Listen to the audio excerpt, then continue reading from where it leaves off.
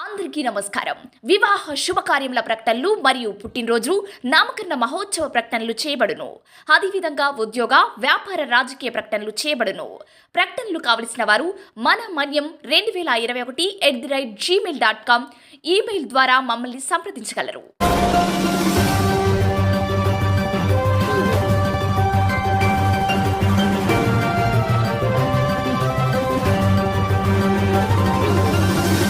మన మనీ న్యూస్కి స్వాగతం.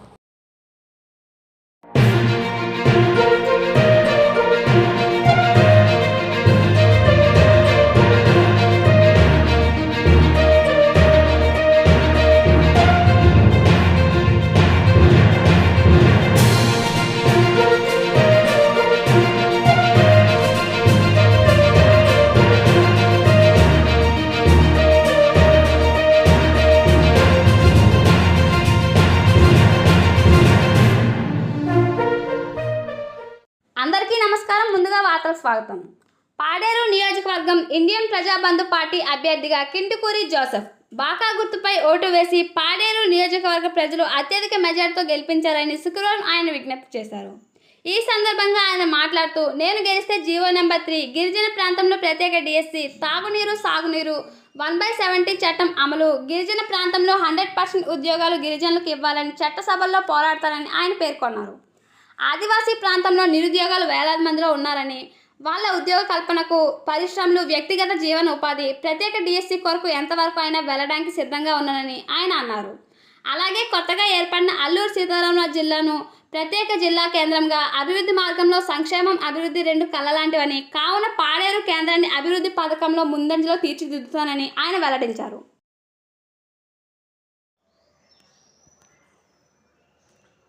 పాడేరు ఓటరు మహాశయులకు విజ్ఞప్తి. మిత్రులారా, ఓటరు మహాశయులారా, వందనం, అభివందనం, జై భీమ్.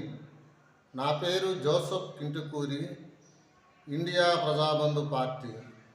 ఈ సార్వత్రిక ఎన్నికల్లో నేను బూర గుర్తుపై పోటీ చేస్తున్నాను. 13వ తారీఖున జరిగే ఎన్నికల్లో అఖండమైన మెజారిటీతో నన్ను గెలిపించవలసిందిగా మనవి చేస్తున్నాను. ఇదివరకే నేను మీ మధ్యన అనేక నెలల నుండి మీ దగ్గరకు రావడం జరిగింది, మీ ఇళ్లలో నివసించడం జరిగింది. మన నియోజకవర్గంలో రక్షిత మంచినీటి సౌకర్యం చాలా వెనుకబడి ఉంది. 5 మండలాల్లో మంచినీటి విషయంలో, సాగునీటి విషయంలో నేను గెలిచిన తర్వాత కృషి చేస్తానని మీకు తెలియజేస్తున్నాను. మన ప్రాంతంలో గిరిజన యువత కొరకు ప్రత్యేక డిఎస్సి విషయంలో కూడా అమలు చేస్తాను. జీవో 3 విషయంలో చాలా ఎక్కువగా కృషి చేయవలసినటువంటి ఆవశ్యకత ఎంతైనా ఉంది. గిరిజన యువతతో కలిసి ఈ జీవోపై నేను ఎక్కువగా కృషి చేస్తాను. అలాగే 1/70 అమలు విషయంలో ఇంకా ఎక్కువగా అమలయ్యేలాగా నేను ప్రయత్నం చేస్తాను. మన ప్రాంతంలో మరి అనేక వేల మంది నిరుద్యోగులు ఉన్నారు.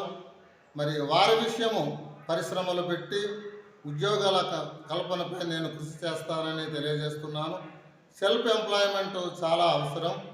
ఈ సార్వత్రిక ఎన్నికల్లో మరి మీ తరపున నేను అసెంబ్లీలో మీ వాణి వినిపించాలని ఇండియా ప్రజాబంధు పార్టీ తరపున నేను పోటీ చేయడం జరిగింది. మరి ఈ ఎన్నికల్లో మీరు తప్పక మరి మీ ఓటు వేస్తారని నేను నమ్ముతున్నాను. మీ ప్రాంతంలో నేరుగా నేను మీ గ్రామాలకు వచ్చాను. జడెల ప్రాంతం సోమలింగం అనేటువంటి వారి గృహంలో నిద్రపోవడం జరిగింది, పశువుల బంద. అలాగే 5 మండలాల్లో నేను మరి రాత్రి వేళల్లో స్వయంగా మీ విషయాలు తెలుసుకొని, మరి మీరు పెట్టింది తిని అక్కడ ఉన్నటువంటి సమస్యలు తెలుసుకొని అక్కడే నిద్రించి మరి ప్రజలకు ఉన్నటువంటి సమస్యలు నేను స్వయంగా తెలుసుకోవడం జరిగింది. మరి నేను ఒక గిరిజన తెగకు చెందినటువంటి వ్యక్తిని. మరి బాల్యం నుంచి కష్టసుఖాలతో పెరిగినటువంటి వాడును. మన గిరిజనుల సమస్య ఎలా ఉన్నదో, రైతులకు ఉన్నటువంటి సమస్య, విద్యార్థులకు ఉన్నటువంటి సమస్య, అలాగే గిరిజన ప్రాంతంలో పనిచేస్తున్నటువంటి ఉద్యోగుల సమస్యలు, ఇవన్నీ నేను ఎరిగిన వాడిని. కావున మీ అందరి మరి మెరుగు కొరకు, మీ అందరి ఉన్నటువంటి సమస్యల పరిష్కారం కొరకు నేను తప్పగా కృషి చేస్తానని ఇండియా ప్రజాబంధు పార్టీ తరఫున మీకు తెలియజేస్తున్నాను.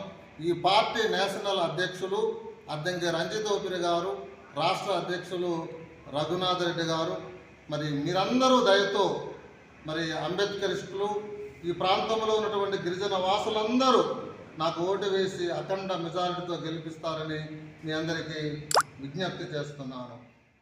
మన మన్యం వార్తా విశేషాలను వీక్షించేందుకు మన మన్యం న్యూస్ యూట్యూబ్ ఛానల్ని సబ్స్క్రైబ్ చేసుకోండి. అలాగే మీ ఫ్రెండ్స్ అండ్ ఫ్యామిలీ మెంబర్స్కి షేర్ చేయండి. అలాగే లైక్ చేయండి, కామెంట్ చేయండి. మా అప్డేట్స్ ఎప్పటికప్పుడు మీ మొబైల్ ఫోన్లో నోటిఫికేషన్ రూపంలో కావాలంటే పక్కనే ఉన్న బెల్ ఐకాన్ మీద క్లిక్ చేయండి. Thank you for watching.